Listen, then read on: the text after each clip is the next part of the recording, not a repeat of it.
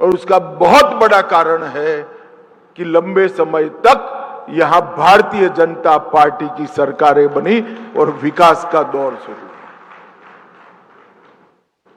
यह भी आइडियोलॉजी से जुड़ी हुई चीज है। मैं इस देश के सभी आंकड़ों के पंडितों को कहना चाहता हूं, कभी ना कभी आपने एक सच्चा विश्लेषण देश के विद्यार्थियों के सामने और देश के आंकड़ों के पंडित के सामने रखना पड़ेगा, क्योंकि इस देश को आजाद हुए और संविधान को स्वीकार करे हुए 75 से ज्यादा साल हो गए और 3 आइडियोलॉजी की सरकारें कमोबेश सब जगह रही, लंबे समय तक रही। कांग्रेस की तो रही ही रही, अब भारतीय जनता पार्टी की भी रही और कम्युनिस्टों की भी रही। तीनों के कालखंड आपके पास उपलब्ध है और तीनों के कालखंड में वो राज्यों में क्या परिवर्तन आया है वो भी उपलब्ध है। क्या ये प्रामाणिक नहीं होगा कि इरिस्पेक्टिव ऑफ आइडियोलॉजी सभी अंकशास्त्रियों ने ये तीनों आइडियोलॉजी के तहत चली हुई सरकारों के स्टैटिस्टिक का कंपैरेटिव डेटा इस देश की जनता के सामने रखना पड़े। मैं इसका अभ्यास कर चुका हूं। मैं बताता हूं, तीनों आइडियोलॉजी में सबसे ज्यादा अच्छा परफॉर्मेंस भारतीय जनता पार्टी ने किया है, इसको कोई इनकार नहीं कर सकता। सुशासन और शासन के अनेक प्रकार के मानांक घड़ने का काम भारतीय जनता पार्टी ने कहा है। और मित्रों, आज छत्तीसगढ़ ही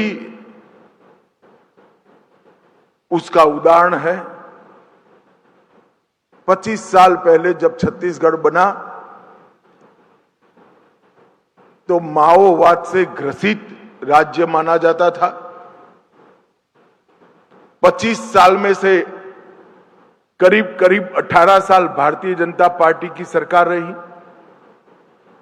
7 साल कांग्रेस की सरकार रही और 25 साल के बाद मुड़कर देखते हैं तो बीमारू राज्य विकसित राज्य बनने के कगार पर है और माओवाद का नामो निशान समाप्त होने के कगार पर। एक गुणात्मक परिवर्तन छत्तीसगढ़ में जो आया है वो आइडियोलॉजी के आधार पर चलने वाली भारतीय जनता पार्टी की सरकार ने लाया है। मैं आंकड़े भी जरूर देना चाहूंगा, बाद में दूंगा, मगर सबसे पहले मैं ऑर्गेनाइजर को अभिनंदन देना चाहता हूं कि Chhattisgarh at 25 shifting the lens, ये पुस्तक के अंदर इसको, ये यात्रा को, जर्नी को उजागर करने वाले कुछ लेखों का संग्रह कर उसको प्रकाशित किया गया है। ऑर्गेनाइजर ने हमेशा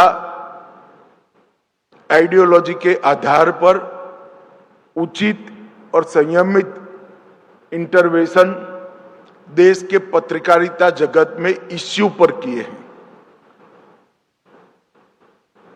और मैं मानता हूं कि पत्रकारिता का धर्म है कि विचार को डरे बगैर निर्भीक रूप से रखना। ऑर्गेनाइजर हम सब जानते हैं संघ से जुड़ा हुआ संस्था है, भारत प्रकाशन। अब दीनदयाल जी ने ही शुरू किया, अडवाणी जी, मलकानी जी, ये सब ऑर्गेनाइजर में कभी ना कभी मुख्य रोल में रहे, संपादक भी रहे।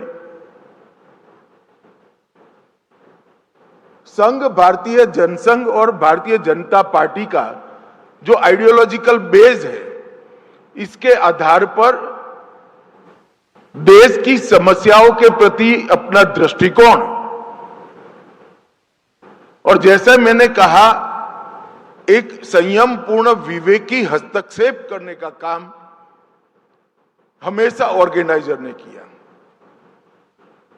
और मैं मानता हूं कि निर्भीकता ऑर्गेनाइजर ने कभी नहीं छोड़ी।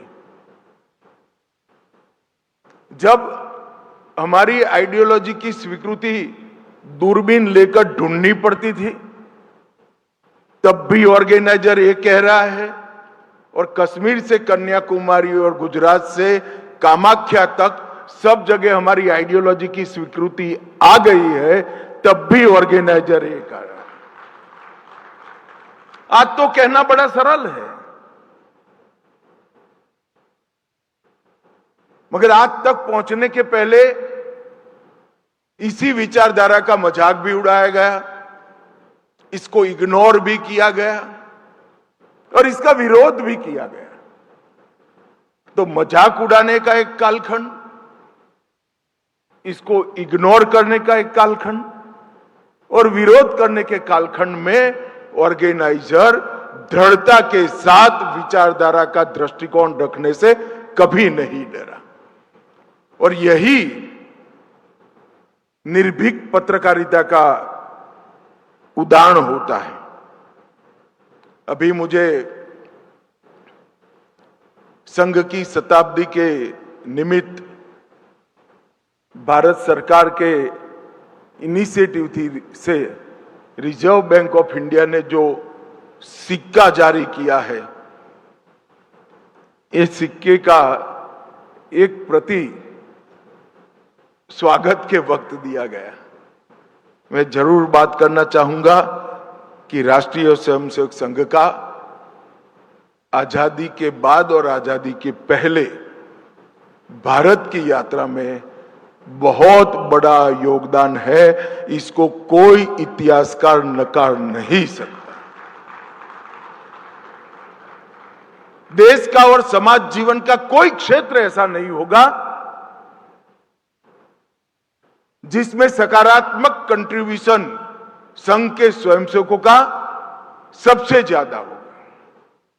हर नागरिक के कंट्रीब्यूशन का एक महत्व होता है, मगर जब आप संस्थाओं के रेफरेंस से बात करते हैं, इसका मूल्यांकन करते हैं, तो मैं निसंकोच कह सकता हूं कि सभी संस्थाओं में संघ के स्वयंसेवकों का कंट्रीब्यूशन देश के हर क्षेत्र में, समाज जीवन के हर क्षेत्र में आजादी के बाद सबसे ज्यादा दिखाई पड़ेगा। इसमें किसी को कोई आशंका रखने की जरूरत नहीं। मित्रों, ये 25 वर्ष की यात्रा छत्तीसगढ़ की अगर हम देखें तो 1 नवंबर 2000 को छत्तीसगढ़ राज्य की स्थापना हुई। शुरुआती कुछ साल कांग्रेस का शासन रहा, अत्याचार, दंगे, ढेर सारे आंदोलन होते रहे हैं। बाद में 15 साल तक भारतीय जनता पार्टी की पूर्ण बहुमत की सरकार आई और डॉक्टर रमन सिंह ने ये 15 सालों में विकास के हर आयाम में छत्तीसगढ़ को आगे ले जाने का काम किया। माओवादी विचारधारा से वो भी लड़े, संघर्ष किया नक्सलिज्म के सामने, जितना हो सकता था उसका कंट्रोल भी किया, मगर ज्यादातर समय केंद्र में कांग्रेस की सरकार रही। ये समस्या कोई एक राज्य की समस्या नहीं थी, 12 राज्यों में फैली हुई एक विचारधारा आधारित, विचारधारा सृजित समस्या थी। मैं इस विषय पर बाद में आता हूं, क्योंकि कई लोग इसको लैक ऑफ डेवलपमेंट के साथ जोड़ते हैं। अविकसित क्षेत्र के कारण माओवादियों ने हाथ में हथियार पकड़े हैं। मैं इससे कतई सहमत नहीं और मेरे पास इसके प्रमाण भी है। परंतु फिर भी रमन सिंह जी ने जितना होना था वो किया, बहुत अच्छा परफॉर्म किया और उसी वक्त बीमारू राज्य से छत्तीसगढ़ को बाहर निकालने का काम डॉक्टर रमन सिंह ने करा। उसके बाद 5 साल कांग्रेस की सरकार आई। छत्तीसगढ़ की जनता को घपले, घोटाले और भ्रष्टाचार का परिचय कराने का काम कांग्रेस की भूपेश बघेल की सरकार ने किया। ये नए राज्य की जनता भूपेश बघेल मुख्यमंत्री बनने के पहले ज्यादातर भाजपा के शासन में रही थी।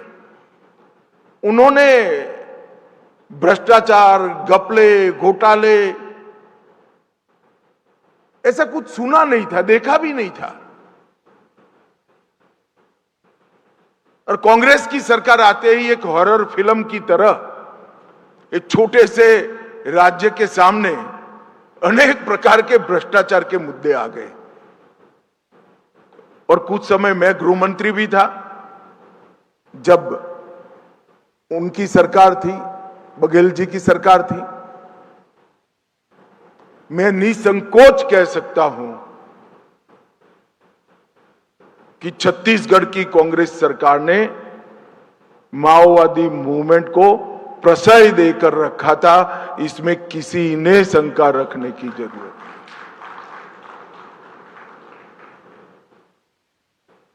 जिनके हाथ में हथियार है उसको शासन भला कैसे प्रश्रय दे सकता है, कैसे आसरा दे सकता है?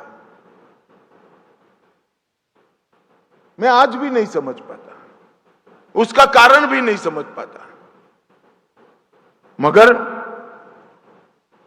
छत्तीसगढ़ का जो विकास का काम रमन सिंह जी ने चालू किया था, माओवाद को कंट्रोल करने का काम रमन सिंह जी ने चालू किया था, वो एक प्रकार से 5 साल तक खटाई में पड़ गया। और एक ही कटु अनुभव के बाद 3 बार जिस राज्य की सरकार ने, जनता ने भाजपा सरकार चुनी थी, उसने कांग्रेस सरकार को टाटा गुड बाय कर दिया। और फिर से विष्णुदेव जी की लीडरशिप में भाजपा सरकार बनी और फिर से छत्तीसगढ़ विकास का नया शुरुआत हुआ। मित्रों, कोई भी राज्य के 25 साल का आकलन करना है तो आंकड़ों के आधार पर ही करना पड़ेगा। इसके अनेक पैरामीटर्स हैं, मगर मैं आज यहां पर आर्थिक पैरामीटर की ही बात करना चाहता हूं। 2000 और 2025 पहला साल और 25वां साल दोनों की बजट की तुलना करते हैं तो छत्तीसगढ़ के बजट के अंदर वार्षिक बजट का जो आयाम होता है, जो राशि होती है, इसके अंदर 30 गुना वृद्धि हुई है। 30 गुना वृद्धि है। भारत में एक भी राज्य नहीं, 30 गुना वृद्धि जिसने 25 साल के कम समय के अंदर की। और छत्तीसगढ़ जैसे राज्य में रेवेन्यू है तो बजट की तो वृद्धि हो सकती है, भारत सरकार ग्रांट दे तो भी बजट की वृद्धि हो सकती है। इंडस्ट्री आएगी, खनिज बेस्ड इंडस्ट्री आएगी तो बजट की तो वृद्धि हो सकती है, मगर इसका दूसरा पैमाना है प्रति व्यक्ति आय। और प्रति व्यक्ति आय में 17 टाइम 17 गुना वृद्धि छत्तीसगढ़ ने करी है। जीएसडीपी 25 गुना वृद्धि हुई। अब ये तीनों पैमाने आइसोलेशन में भी देख सकते हैं और कलेक्टिव भी देख सकते हैं, मगर तीनों पैमाने जब कलेक्टिवली देखते हैं तब राज्य की आर्थिक स्थिति के बैरोमीटर माने जाने वाले 16 के 16 इंडिकेटर ये तीनों पैमानों में समाहित हो जाते हैं। तो इसका मतलब है कि 16 के 16 इंडिकेटर में एवरेज 22 गुना वृद्धि हुई है। और मित्रों, ये बहुत बड़ा अचीवमेंट है। मैं छत्तीसगढ़ की जनता, डॉक्टर रमन सिंह जी और हमारे मुख्यमंत्री विष्णुदेव जी को बहुत बहुत साधुवाद देता हूं। समृद्धि तो आई, मगर समृद्धि का उपयोग क्या हुआ? तो सबसे ज्यादा जनता किस काम के साथ जुड़ी हुई होती है? तो सबसे ज्यादा जनता कृषि के काम के साथ जुड़ी हुई थी। उस क्षेत्र में क्या हुआ? तो ये 25 साल के समय में सिंचाई क्षेत्र में राज्य समृद्ध बना। उसका उपयोग क्या हुआ? तो सिंचाई के क्षेत्र में 2 गुना वृद्धि करने का काम छत्तीसगढ़ ने किया है। डबल कर दिया अपने रकबे को सिंचाई के। और क्योंकि ये सहन हुआ है, धीरे धीरे 25 साल में हुआ है, फिर भी खरीफ फसलों के उत्पादन में 3 गुना वृद्धि हुई। हम सब जानते हैं, जो एग्रीकल्चर को जानते हैं, इरिगेशन बढ़ने से खरीफ फसलों का रकबा नहीं बढ़ता है, मूल्य नहीं बढ़ता है, क्योंकि ये तो वर्षा आधारित, बारिश आधारित खेती होती है।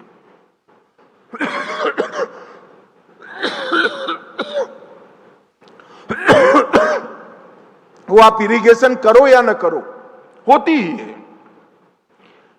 मगर असली कसौटी तो रबी फसल का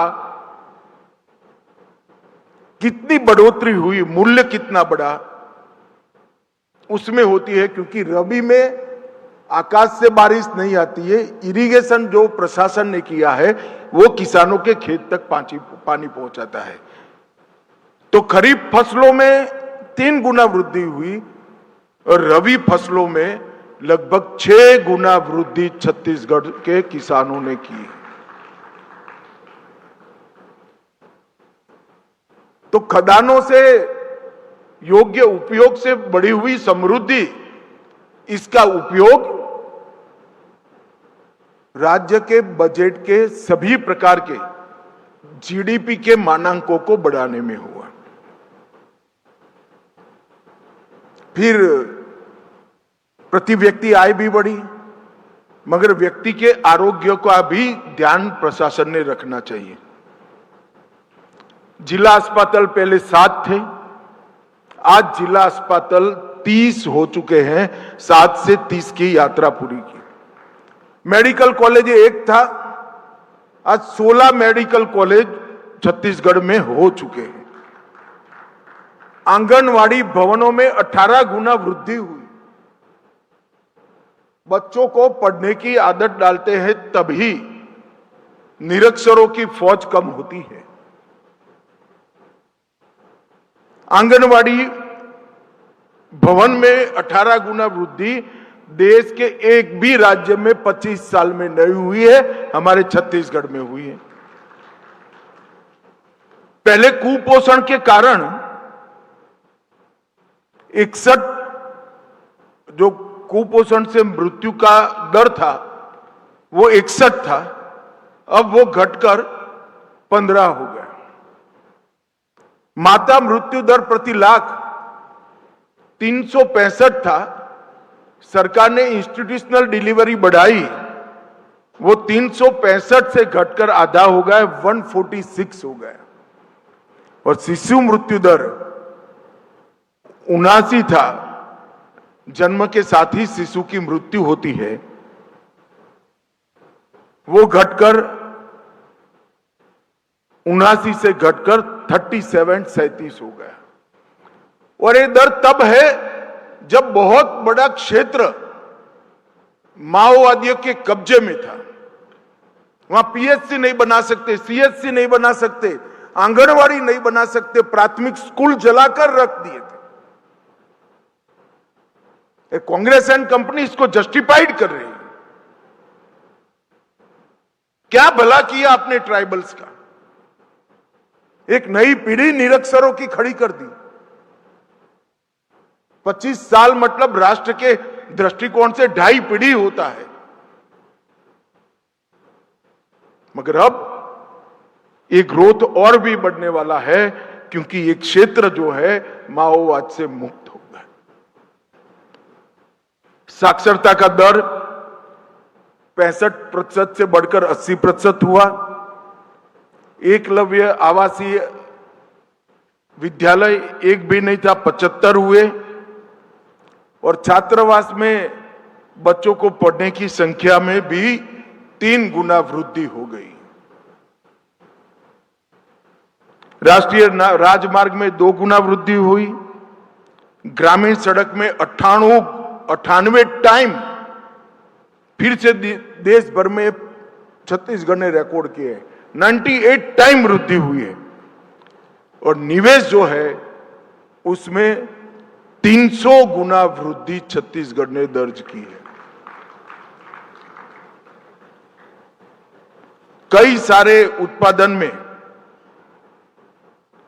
कोयला, टीन, लोह अयस्क, चूना का पत्थर, बॉक्साइट, ये सब में 1 से 5 में आ गए।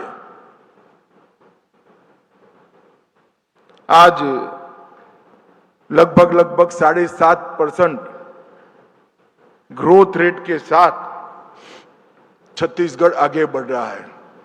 छत्तीसगढ़ जैसे राज्य के लिए 7.5% का ग्रोथ रेट अकल्पनीय है, क्योंकि सेवा के क्षेत्र में इनका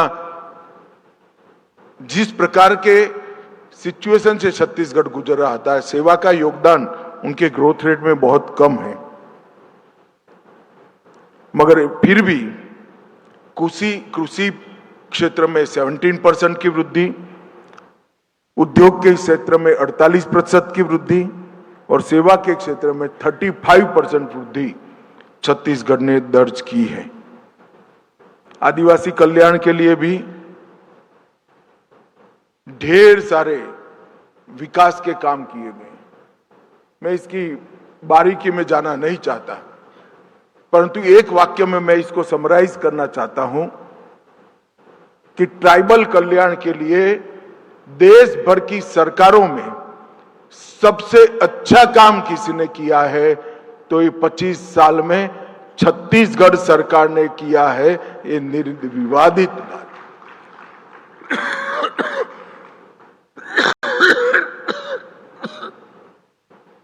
और मित्रों, अब मैं माओवाद की समस्या की तरफ। माओवाद की समस्या को अगर हमने अच्छे तरीके से आकलन नहीं करेंगे तो भारत की भविष्य की पीढ़ियों के लिए हम गलत करेंगे। कुछ विचारकों ने एक भ्रांति फैलाई है इस देश में कि माओवादी समस्या विकास से जुड़ी हुई है, माओवादी समस्या लॉ एंड ऑर्डर का इश्यू है। ऐसा नहीं है। जब इस देश में माओवादी समस्या का उद्भव हुआ तो आज का उसका मुख्य क्षेत्र जो है तेलंगाना, महाराष्ट्र, छत्तीसगढ़, आंध्र प्रदेश और ओडिशा के सटे हुए जिले और विशेषकर हमारा बस्तर, पुराना बस्तर मतलब 8 जिले। जब माओवादी समस्या शुरू हुई तब 80 के दशक के शुरुआत में ये सभी के डेवलपमेंट के आंकड़े राज्य सरकार के गैजेटों में भी है, स्टेटिस्टिक्स में भी है। उस वक्त बक्सर से ज्यादा अविकसित देश के अंदर 100 जिले थे। मेरी बात ध्यान से सुनना। अगर माओवादी समस्या का मूल कारण विकास है तो माओवादी समस्या जब पनपी तब बक्सर से ज्यादा अविकसित 100 जिले देश में थे, 100 जिले। क्यों भाई वहां माओवादी समस्या नहीं पनपी? कुछ लोग इसको कानून और व्यवस्था का सवाल कहते हैं, इससे भी मैं सहमत नहीं हूं। माओवादी समस्या के उद्भव के पहले बस्तर के कानून और व्यवस्था के आंकड़े और बिहार, उत्तर प्रदेश के कई जिलों के कानून व्यवस्था के आंकड़ों में सबसे बस्तर बहुत अच्छा हुआ करता था। मित्रों, ये समस्या ना लॉ एंड ऑर्डर से जुड़ी है, ना विकास से जुड़ी है। और किसी के भी साथ डिबेट कर मैं सिद्ध कर सकता हूं, प्रमाणों के साथ सिद्ध कर सकता हूं, ये समस्या आइडियोलॉजी के साथ जुड़ी है। जो लोग कहते हैं विचार की समस्या नहीं है, तो ये मूवमेंट का नाम माओवाद क्यों रखा गया है?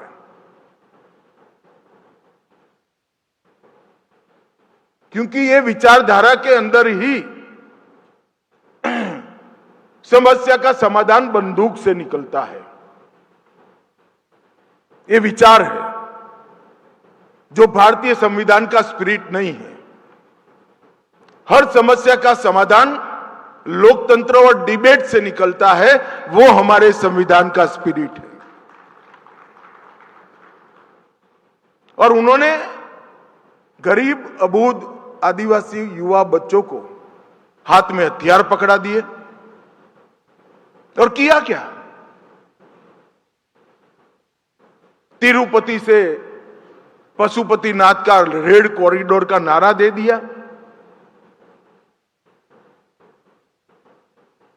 और 4-4.5 दशक तक इस क्षेत्र के विकास पर नाग बनकर फन फैलाकर वो बैठे रहे। मुझे कहने में कोई आपत्ति नहीं है,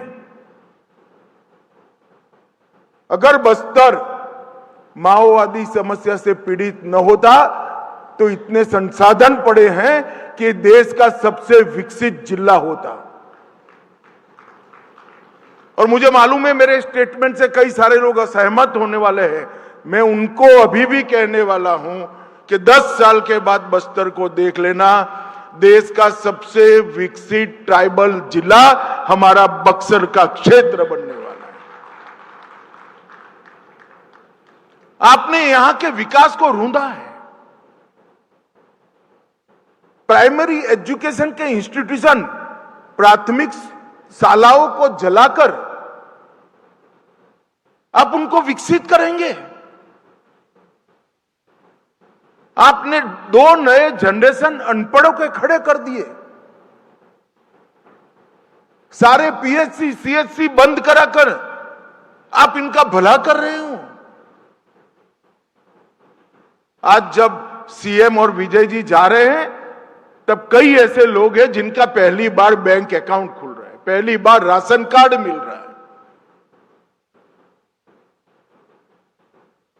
इनको ना घर मिला। भाजपा सरकार नरेंद्र मोदी जी ने हर गरीब को घर में गैस, घर में पानी, घर में शौचालय, घर में बिजली, 5 किलो धान प्रति व्यक्ति प्रति माह, 5 लाख तक का इलाज, ये सारी चीजें हर गरीब को दी। मगर हमारे ट्राइबल भाइयों बहनों को छत्तीसगढ़ के नहीं मिली। क्यों नहीं मिली? कौन जिम्मेदार है? ये लाल आतंक वाले इसके लिए जिम्मेदार है। सालों तक वहां विकास नहीं पहुंचने दिया। और आज नरेंद्र मोदी जी को फिर से इस क्षेत्र के लिए 15,000 सेपरेट प्रधानमंत्री आवास भेजने पड़े, राशन कार्ड बनाने की स्पेशल मंजूरी देनी पड़ी, गैस के सिलेंडर स्पेशल देने पड़े। ये योजनाएं तो देश भर में सैचुरेशन प्राप्त कर गई, समाप्त हो गई। यहां उनका विस्तार करना पड़ा, समय मर्यादा बढ़ानी पड़ी, क्योंकि इनका तो गरीब आदिवासियों का कोई दोष ही नहीं था। आज वहां फिर से स्कूल बन रहे हैं, अस्पताल बन रहे हैं, रोड बन गए, टेलीफोन टावर बन गए, रेल भी जा रही है। और आज ही हम निर्णय कर आए हैं 7 लाख हेक्टेयर को सिंचित करने वाली सिंचाई की योजना भी भारत सरकार मंजूर करने वाली। हजारों आदिवासी बच्चे मारे गए, जीवन बर्बाद हो गया, और ये प्रचार कर रहे हैं कि गोली चला रहे, गोली चला रहे। मैं आज भी इस कार्यक्रम से स्पष्टता करना चाहता हूं कि भारत सरकार और छत्तीसगढ़ सरकार किसी पर गोली चलाना नहीं चाहती। सभी माओवादी हथियार डाल दे, उनके लिए रेड कारपेट बिछाकर हम उनका स्वागत करेंगे।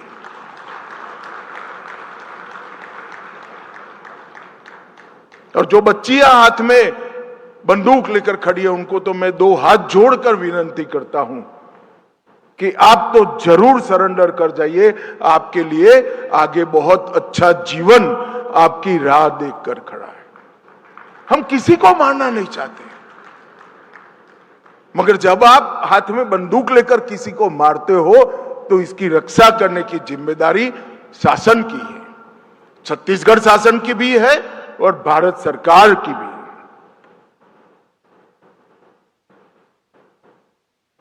और अब जब 90% क्षेत्र मुक्त हो चुका है, मैंने तो कहा है 31 टन 26 के पहले इस देश से हम माओवादी समस्या को जड़ समेत उखाड़ कर फेंक देंगे।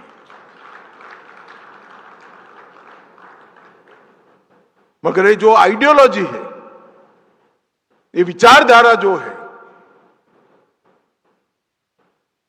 वो विचारधारा को देश की जनता ने जानना चाहिए।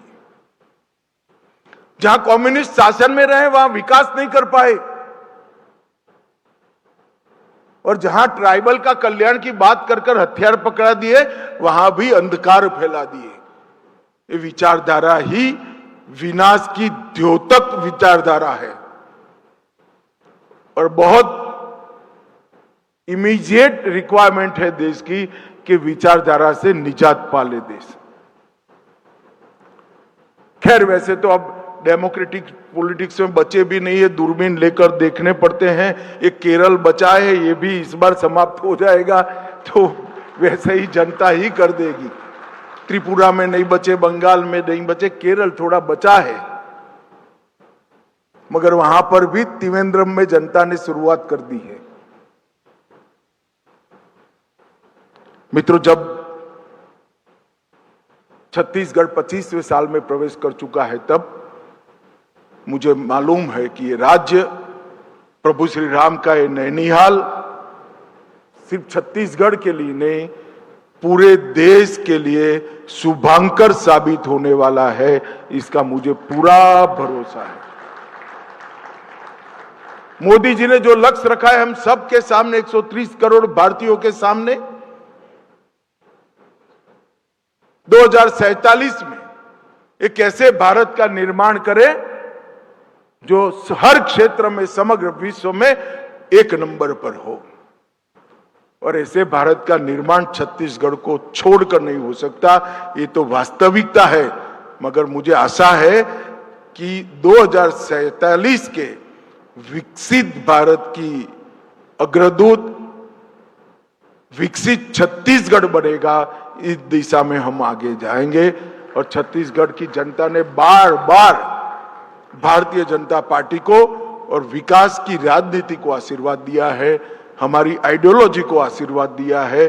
और मैं छत्तीसगढ़ जनता को बड़े मन से, विश्वास के साथ भरोसा देने आया हूं कि हम छत्तीसगढ़ को लाल आतंक से तो मुक्त करेंगे ही करेंगे। देखते देखते छत्तीसगढ़ को राज्य का सबसे 1 नंबर का राज्य बनाने के लिए हम आगे बढ़ेंगे। और यही अपेक्षा देश की जनता की छत्तीसगढ़ सरकार और छत्तीसगढ़ की जनता के पास है। मुझे विश्वास है 25 साल का जो ट्रैक रिकॉर्ड है छत्तीसगढ़, आने वाले 25 साल में भी इससे 2 गुना गति के साथ आगे बढ़ेगा। आप सभी का मेरे विचार रखने के लिए, प्लेटफॉर्म देने के लिए बहुत बहुत धन्यवाद। वंदे मातरम। भारत माता की जय।